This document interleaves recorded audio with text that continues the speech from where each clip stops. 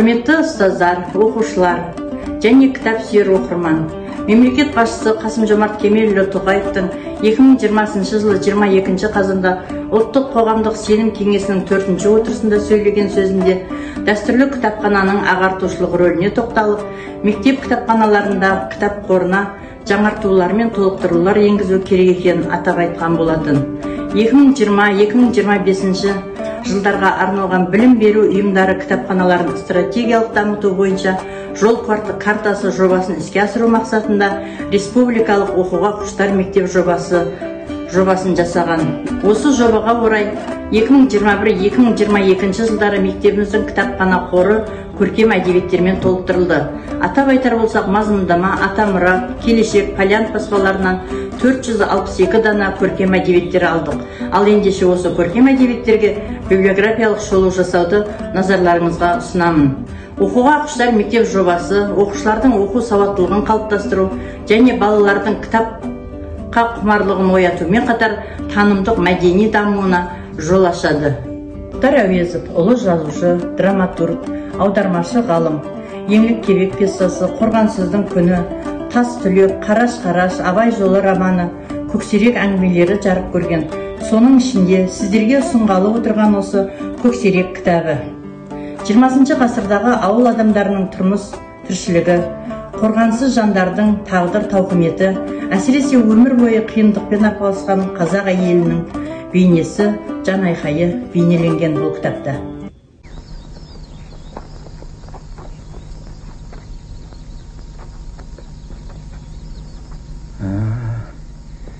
Жайратып кетіпті ғой жарықтықтарды.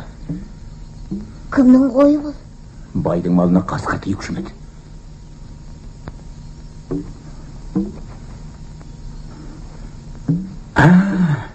Апанымын екен. Таптым ба бәрәм. Шүпірлеп жатсың қара иттердің шетіне қырыпсам. Көздеріңді құрта қояйын. Мен саған.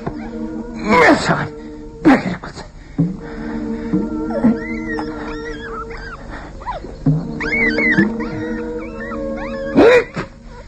Мынау төртіншісі. Енді қайтып бұл маңға жоламайтындай етейін. Мен саған. Бөрінің бөлтірігі. Тапқан екенсіңдер жыл жерді. Кетері! Мына біреу әлі көзіңді ашпапты. Ең соңғысы. Сенің де тұқымыңды тұздай құртай. Несі?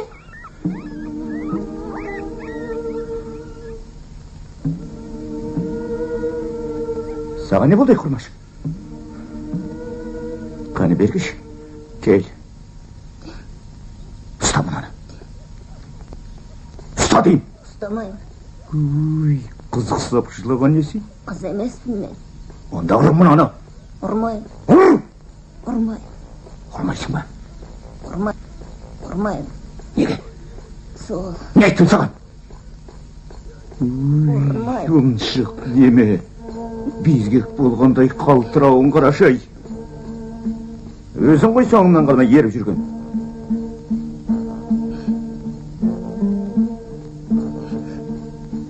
Өй, жасық неме. Нағашыңа тартпаған екенсің. Сонша неге рейің ұшты? Жігіт емессің бе? Атқа отыр. Сораңды сұрт.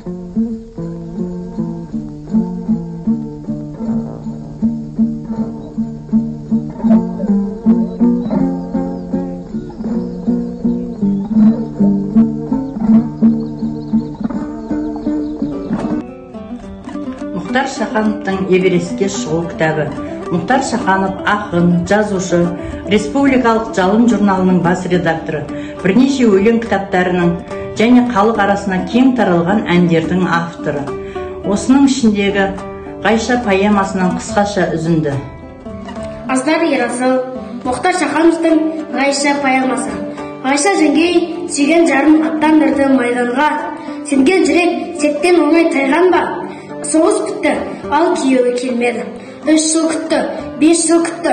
Өлді деген суық сөзге сенмеді. Тұманға орап тілекті, тағы 4-5 жыл өтті. Тәттар мұнан көңіліне тоқсанып, Күте берді сағат санап, сәт санап, кейде аусар тағдырынан ала боп, көкірегінде маздап ұйытқып жаңа дот. Түн құрса Құдай-ай, алданышқа отыратын балы жоқ. Мағжан Жұмабаев «Батыр баян» кітабы қазақ поэзиясында өзіндік жаңа өрнегімен, дарынды болмысымен ерекшеленетін Мағжан Жұмабаев өз өлеңдерінде жақсылық пен жамандық, әділдік пен әділетсіздік тәрізді қарама-қайшы философиялық ұғымдарды шебер шендестіре білген философ ақын. Бұл кітабында дастандар, хикаят өлеңдері енген.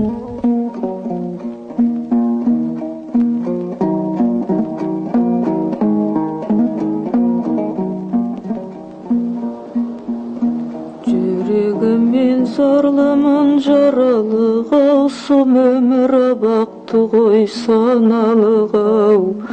Қызыл тіл қолым емес кісенделай, сондықтан жаным күйеді жанады дау. Алыстан ұрыс Қытай ауыр салмақ, жақыннан тыншытпай дау қалым қалмақ. Артында ұр, алдында көр, жан жағы жау, дағдарған алаш ендау, қайда бармақ. Сол кезде елге қорған бол да бұлай, көп жаудың бірін шауып бірін арбап.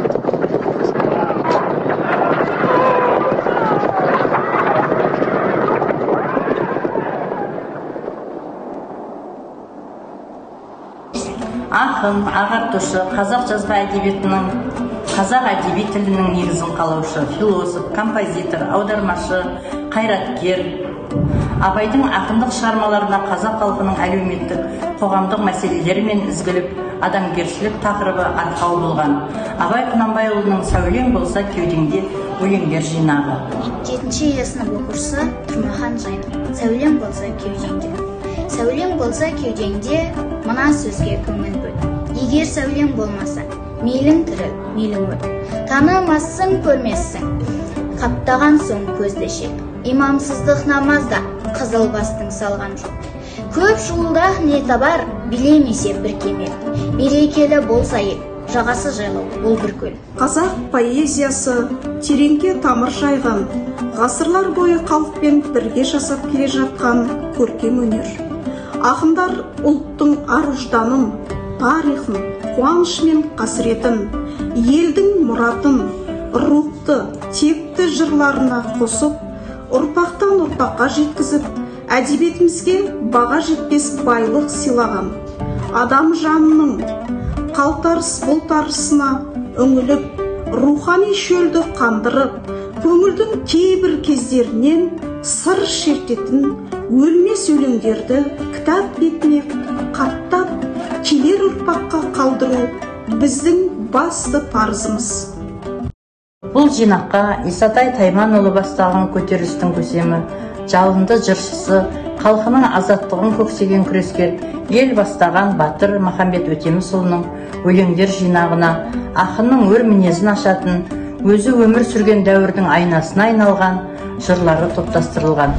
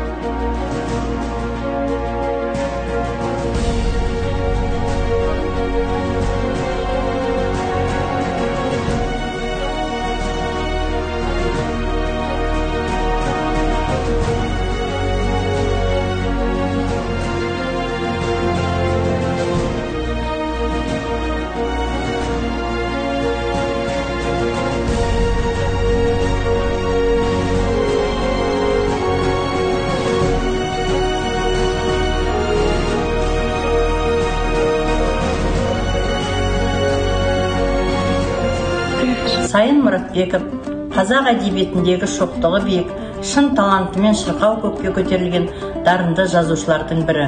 Оның «Жусан иісі» повесі халықтың соғыстан кейінгі тұрмысы мен қазақ ауылының замандастарының тыныс тіршілігін шынайы сомдаған туынды. Бұл шығарма Аян атты жасөспірім баланың өмірінің белгілі бір кезеңінде болған оқиғаларды баяндайды. Әкесі мен анасынан ерте айырылған, жалғыз әжесі қайтыс болып, соғыстан ағасын күткені туралы жазылған. Бұл повес әр оқырманның жүрегінен орын таба білген көркемдік шығарма. Бұл шығарма 5-11 сынып оқушыларына және көпшілік оқырман қауымға арналған. Ілияс Есенберлин, көрнекті қазақ жазушысы. Көшпенділер Ілияс Есенберлиннің «Алмас қылыш», «Жанталас», «Қаһар» атты 3 кітаптан тұратын тарихи эпопеясы. Трилогияның «Алмас қылыш» атты 1-ші кітабында 15-16 ғасырлардағы қазақ хандығының құрылуы, Дешті Қыпшақ ханы Әбілқайырдың кезінде қазақ руларының бірігіп, қазақ хандығының қол астына топтасуы, қан ордасындағы шытырман оқиғаларға баяндалған. Ілияс Есенберлиннің 2-ші кітабы «Жанталас». Абылай хан кезіндегі қазақ хандығының жоңғар, Ресей патшалығы, Қытай елдері тарапынан қыспаққа алынып, ел басына қысылтаян күн туған қиын кезеңді әңгімелейді. Бұл кітабы тарихта Ақтабан шұбырынды Алқакөл Слама деген атаумен қалған ұлы қырғын жоңғар шапқыншылығын сипаттайды. Ілияс Есенберлиннің 3-ші кітабы «Қаһар». Қазақ даласында дербес хандық орнатуды мақсат еткен Кенесарының қол жиып күреске шығуы, тәуелсіздік жолындағы күресті қолдамаған сұлтандарға және патша бекіністеріне шабуылын жазушы ашып көрсетеді осы кітабында. Британдық жазушы әрі журналист Джеймс Гринвуд. Гринвудтың 40-қа жуық кітабы бар. Соның ішінде танымал шығармасы «Өгей бала хикаяты». Бұл кітаптың киносы да бар.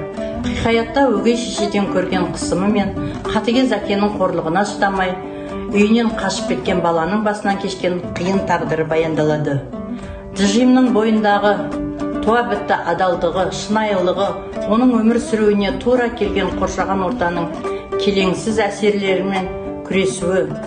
Ол амалының жоқтығынан жаман жолға түсіп, ұрлық жасайды. Хикаятта өне бойындағы шарасыздықтан шырғалаңға түскен баланың шытырман оқиғалары шынайы суреттеледі. Наполеон Хилл, ағылшын жазушысы, «Ойлан да байы» кітабы. Мотивациялық әдебиеттердің арасындағы шоқтығы биік, қисапсыз байлыққа жетудің құпиясы жайындағы осы кітап көптеген адамның кәсібін өрге домалатуына, үлкен дәулеттің иесі атануына ықпал жасаған. Наполеон Хиллдің еңбегін пайдаланбайтын мотивация ораторлары жоқтың қасы. Кітаптың теориялық және практикалық қырларын бойыңызға сіңіре алсаңыз, сіздің де табысты боларыңыз сөзсіз. Бұл кітапта сіздің өміріңізді тамырымен өзгертуі мүмкін. Ақша жасау құпиялары туралы айтылады. Бронте Шарлотта, ағылшын жазушысы. Джейн Эйр кітабы. Джейн Эйр әлем жұртшылығының ыстық ықыласына бөленген аса танымал шығармалардың бірі.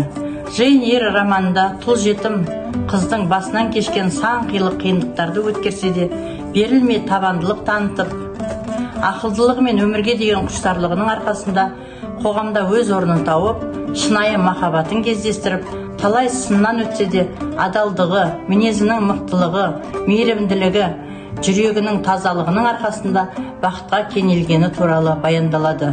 Бұл кітап көпшілік оқырман қауымға арналған. Осыдан кейін қорқынышты түс көрген сияқты сезіммен оянып, көз алдында қып-қызыл сәуле жарқылы мен қара ала жолақтары пайда болған есімде. Желдің азынап соққан секілді ме, судан астынан шыққан түсініксіз дыбыс тәрізді ме, құлағыма әлде қандай өл келді.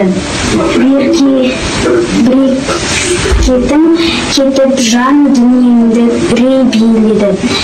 Белгісіз құрсаудың шамалындан соң біреудің мені құлатпай ұстап отырғанын сездім. Құрметті ұстаздар, оқушылар және оқырман қауым, сіздер мектеп кітапханасына жаңадан келген кітаптардың біразымен таныс болдыңыздар. Осы кітаптарды мектебіміздің кітапханасынан келіп оқуларыңызға болады. Назар қойып тыңдағандарыңызға рахмет.